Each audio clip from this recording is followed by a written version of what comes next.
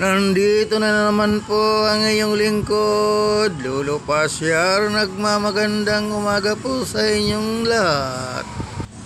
Mga lods, naglalaba muna ako. Pagkatapos nitong mga labahin, saka na ako mag-uumpisa doon sa munting tindahan na ginagawa ko. Naipon na kasi mga lods yung labahan namin ni Mrs. Kung hihintayin pa itong mag-isang linggo, lalong dadami ito. Kaya habang nasa work si Mrs., ako na yung naglaba. Kawawa naman kasi ang Mrs. ko kung siya pa maglalaba. Sa halip na ipagpahinga niya na, kayang-kaya ko naman gawin ito eh. Pagkatapos nitong labahin, magsasaing na ako ng pananghalian bago ko gagawin yung munting na tindahan.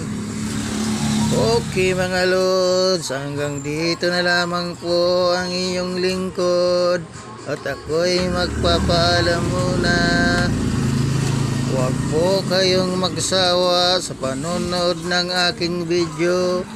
Pangit man po ito pero may aral po sa mga mister na walang ginagawa. Maraming salamat po sa inyong panonood. Bye-bye!